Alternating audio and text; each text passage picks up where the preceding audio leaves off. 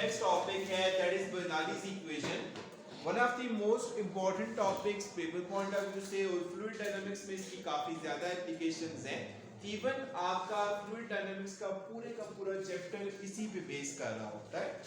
Bernoulli's equation है क्या? अगर मैं इसको mathematically लिखूं तो ये कुछ इस तरह से लिखा जाता है P1 plus 1 by 2 rho V1 square plus rho GH1 equals to P2 plus half rho V2 square plus rho GH2.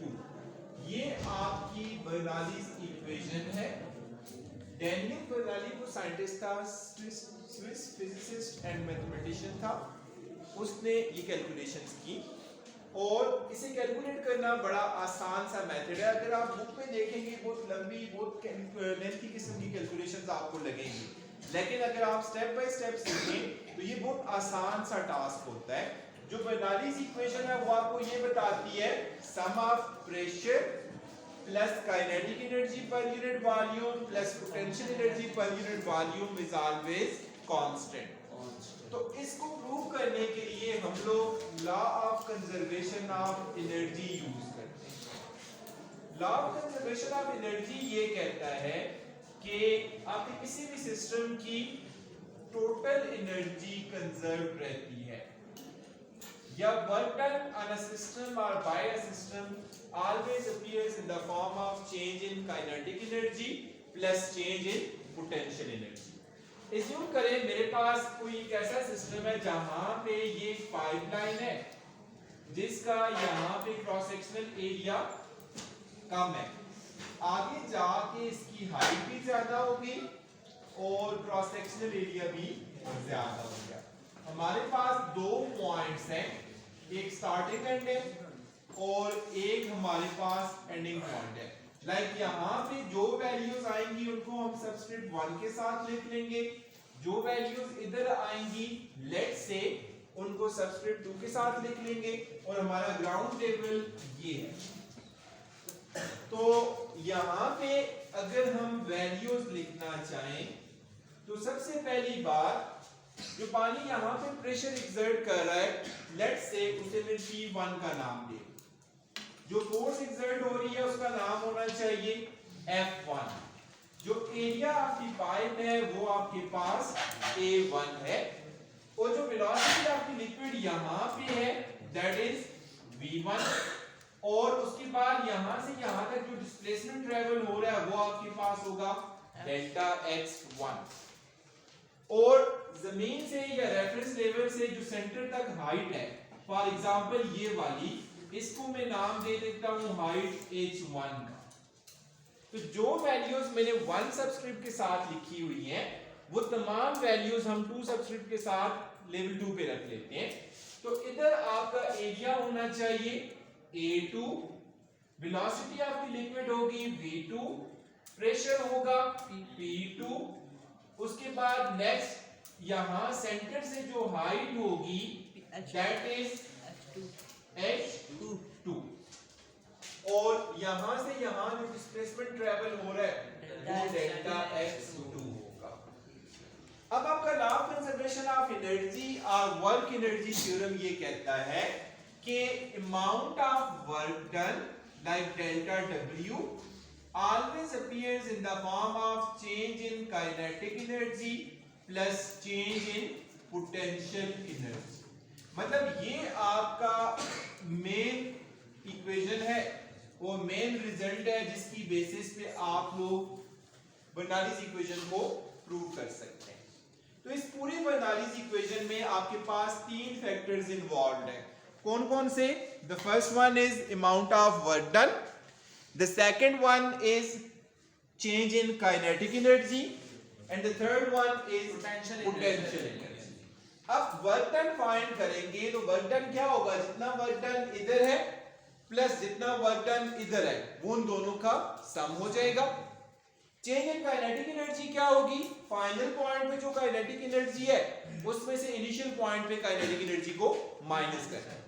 Change in potential energy क्या होगी, फाइनल पॉइंट पे पोटेंशियल एनर्जी में से इनिशियल पॉइंट पे पोटेंशियल एनर्जी को minus कर देंगे। सो इसका मतलब है इक्वेशन नंबर ए के तीन पार्ट्स हैं। तीन पार्ट्स में आपने सबसे पहले क्या फाइंड करना है, डेल्टा डब्ल्यू। जब ये मिल जाएगा उसके बाद आपने करना है चेंज इन काइनेटिक एनर्जी, फिर फाइंड करेंगे चेंज इन पोटेंशियल एनर्जी। जो डेल्टा डब्ल्यू का फाइनल रिजल्ट आएगा उसे हम कह देंगे इक्वेशन नंबर 1। जो डेल्टा के का फाइनल रिजल्ट आएगा वो हमारी होगी इक्वेशन नंबर 2, और इसी तरह से डेल्टा पी की जो फाइनल इक्वेशन आएगी वो इक्वेशन नंबर 3 होगी।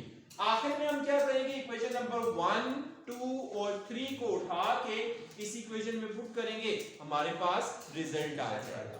सो सबसे पहले हम कैलकुलेट करना चाह रहे हैं वर्क डन। तो डेल्टा डब्ल्यू होना चाहिए, लाइक हम ये फाइंड करना चाह रहे हैं, तो delta W is the sum of W1 plus W2। Clear हो गया? W1 का फार्मूला क्या होना चाहिए, that is like this one, F1 dot delta X1, और W2 का फार्मूला क्या होना चाहिए, F2 डॉट डेल्टा X2। अब अगर आप यहां पे देखें, अगर लेट से हमारा लिक्विड लेफ्ट से राइट फ्लो कर रहा है, तो अगर जो मतलब फोर्स है वो लेफ्ट टू राइट हम ले रहे हैं इधर, तो ये आपका वर्क डन यहां से पॉजिटिव होगा और यहां पे वर्क डन क्या होगा, नेगेटिव होगा। वजह ये है कि इस केस में थीटा आपका 0 डिग्री है, इस केस में थीटा आपका 180 डिग्री है। तो 0 डिग्री के लिए आपका वर्क डन बन जाएगा पॉजिटिव F1 डेल्टा X1, और इसके लिए नेगेटिव वर्क आएगा तो ये बनेगा F2 डेल्टा X2। देन उसके बाद नेक्स्ट रिजल्ट आ जाएगा आपके पास, आप लिखते होते हैं pressure can be written as force acting per unit area. तो इसका मतलब ये हुआ, आप फोर्स को लिख सकते होते हैं प्रेशर मल्टीप्लाई बाय एरिया। तो अब जरा देखिए, यहां पे F1 की जगह P1 मल्टीप्लाई बाय A1 लिखा जा सकता है, और F2 की जगह क्या लिखेंगे, P2 मल्टीप्लाई बाय A2। तो ये रिजल्ट क्या बनेगा, F1 की जगह मैंने लिख दिया P1 A1 delta X1 minus F2 की जगह क्या आएगा, P2 A2 डेल्टा X2। ठीक हो गया? यहां से देखें तो आपका A1 multiply by delta X1 है, और ये A2 multiply by delta X2 है। तो जब हम लोग एरिया को डेल्टा X से मल्टीप्लाई करते हैं, ये हमें मिलता है डेल्टा V, और इधर भी जब एरिया को डेल्टा X से मल्टीप्लाई करते हैं डेल्टा V मिलता है। ये डेल्टा V और वो डेल्टा V दोनों क्या है, सेम है, क्योंकि लास्ट टाइम भी हमने कहा था वॉल्यूम फ्लो रेट कांस्टेंट होता है। तो इसका मतलब है A1 डेल्टा X1 की जगह भी डेल्टा V लिख दिया, A2 डेल्टा X2 की जगह भी डेल्टा V लिख दिया। तो रिजल्ट हमारे पास क्या बनेगा, P1 multiply by delta V, याद रखिएगा ये डेल्टा V किसको रिप्रेजेंट कर रहा है, वॉल्यूम को, minus P2 multiply by delta V लिख दिया।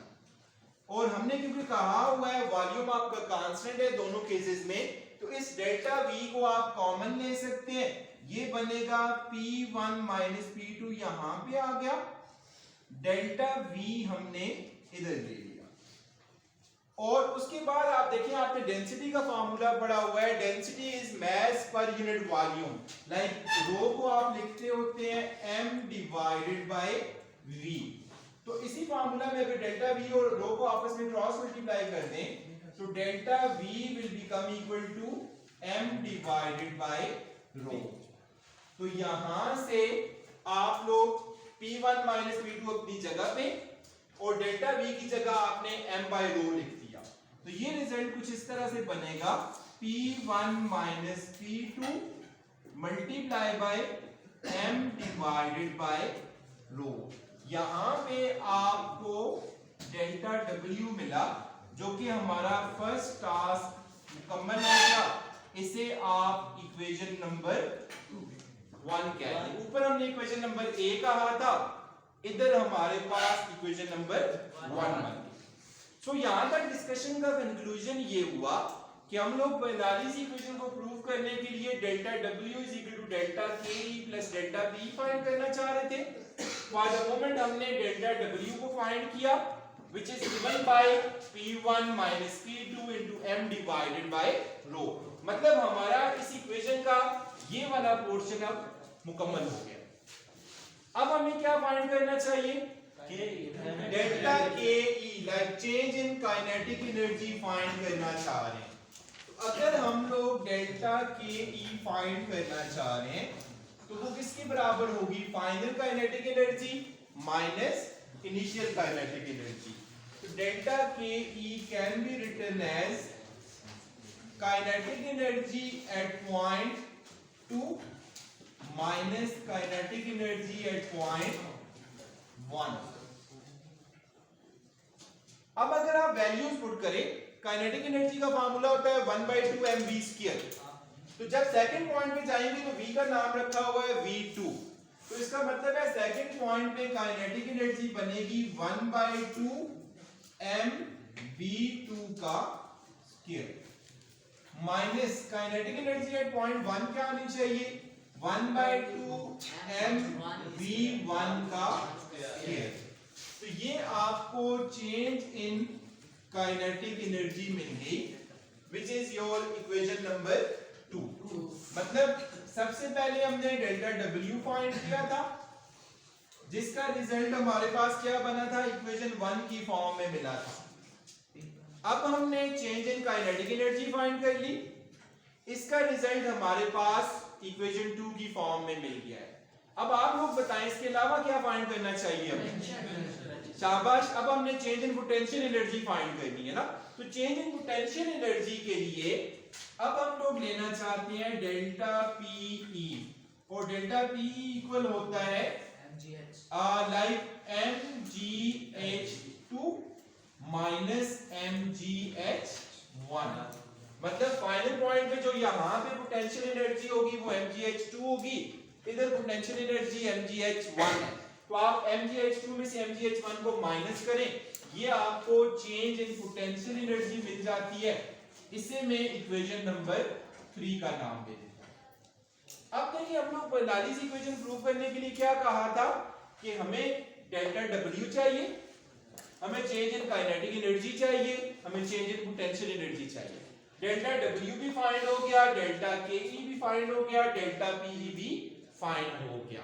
अब हमें क्या करना चाहिए? इक्वेशन नंबर 1, 2 और 3 को उठा के इक्वेशन नंबर 1 में पुट कर देते हैं। सो यहां से हमने ये किया, put equation number 1, 2 and 3 in equation number A। तो इक्वेशन नंबर A में अगर आप देखें लाइक डेल्टा W की जगह ये वैल्यू आ जाएगी, डेल्टा KE की जगह ये वैल्यू लिखनी है, और डेल्टा PE की जगह ये वैल्यू लिखनी है। तो डेल्टा W की जगह मैं लिखता हूं, डेल्टा W की जगह मेरे पास रिजल्ट आया था P1 minus P2 into M divided by rho. उसके बाद डेल्टा KE की जगह मेरा रिजल्ट आया हाफ mv2 का स्क्वायर माइनस हाफ mv1 का स्क्वायर। फिर चेंज इन पोटेंशियल एनर्जी की जगह आ गया mgh2 माइनस mgh1। क्लियर हो गया सबको? अब अगर आप राइट हैंड साइड आपकी इक्वेशन पे देखें तो इसमें यहां भी m मौजूद है, मतलब इन तमाम टर्म्स में m मौजूद है, यहां भी, यहां भी, यहां भी और यहां भी। और लेफ्ट हैंड साइड में भी m ओवरऑल प्रोडक्ट के साथ मल्टीप्लाई हो रहा है। तो इधर से अगर हम m को कॉमन लेते हैं तो वो m इस m से कैंसिल आउट हो सकता है। तो नेक्स्ट स्टेप हमारा कुछ ऐसे बनेगा P1 minus P2 into m divided by rho is equal to m हमने कॉमन लिया, बाकी बचेगा 1/2 V2 का स्क्वायर, क्योंकि m हमने कॉमन ले लिया, माइनस 1/2 V1 का square. Plus GH2 minus GH1। अब नेक्स्ट रिजल्ट क्या होगा उसके बाद? दोनों साइड्स में कौन सी वैल्यू कैंसिल आउट हो सकती है? क्योंकि इस साइड में भी m प्रोडक्ट है, इस साइड में भी m है। अगर हम m से डिवाइड कर दें तो ये m आपस में कैंसिल आउट हो जाते हैं। अब ये रो डेंसिटी जो है वो डिवाइड हो रही है। अगर मैं इसको उठा के राइट हैंड साइड पे ले जाऊं तो वो क्या होगी? सारी वैल्यूज से मल्टीप्लाई हो जाएगी। इसका ज्यादा बेहतर मेथड ये है, हम इधर भी रो बाय m से मल्टीप्लाई किया था और इधर भी रो बाय m से मल्टीप्लाई किया। ये m से कट गया, ये m से m से कट गया, ये रो कट गया, तो ये वाला रो इन सब के साथ मल्टीप्लाई होगा। अब हमारे पास रिमेनिंग क्या चीज बच गई? इधर बचेगा P1 माइनस P2, और क्योंकि ये बाकी सारी टर्म कट गई हैं, रो को इसके साथ मल्टीप्लाई किया, ये बनेगा हाफ को पहले लिख दिया रो V2 का स्क्वायर, फिर माइनस हाफ रो V1 का स्क्वायर प्लस रो GH2 माइनस रो GH1। अब आप चेक करें, इसके बाद जो हमारे पास नेक्स्ट रिजल्ट आएगा वो वैल्यूज आपको 1 और 2 की फॉर्म में मिल रही हैं। कहीं 1 लिखा हुआ है, कहीं 2 लिखा हुआ है। आप जिन वैल्यूज के साथ 1 लिखा हुआ है उनको लेफ्ट हैंड साइड पे ले आए, जिनके साथ 2 लिखा हुआ है उनको राइट हैंड साइड पे रखते हैं। तो लेफ्ट हैंड साइड पे क्या बचेगा? P1 आएगा, ये minus half rho V1 square आएगा, और ये रो GH वाला नेगेटिव टर्म इधर आएगा। तो ये कुछ ऐसे लिखा जाएगा, P1 अपनी जगह पे मौजूद है, minus half rho V1 square इधर आगे क्या हो गई? हाफ प्लस हाफ रो V1 का स्क्वायर हो गया, और माइनस रो GH1 क्या हो जाएगा? Plus rho GH1 is equal to minus P2 दूसरी साइड पे जाएगा, राइट हैंड साइड पे प्लस P2 हो जाएगा। उसके बाद प्लस हाफ रो V2 का स्क्वायर प्लस रो GH2 बनेगा। यहां आके आपकी बर्नौलीज इक्वेशन प्रूव हो गई। अब आप जब प्रूफ में लेफ्ट हैंड साइड में और राइट हैंड साइड में वैल्यूज आपस में with a subscript of 1 and 2 equal हो जाएं, तो आप 1 2 को खत्म करके सिंपली वैल्यूज को लिख सकते हैं कि वो कांस्टेंट है। तो मैं अगर इसको ऐसे लिखूं, P plus half rho V square plus rho GH is equal to constant. तो इधर आके हम कंक्लूड ये करते हैं कि sum of pressure plus kinetic energy per unit volume, क्योंकि डेंसिटी याद रखिएगा मास पर यूनिट वॉल्यूम होता है, तो 1/2 mv² काइनेटिक एनर्जी है डिवाइड बाय वॉल्यूम। इसी तरह से plus potential energy per unit volume is always constant. तो यहां हम कंक्लूड करेंगे कि ये आपका रिजल्ट इधर आके प्रूव हो जाता है। Thank you.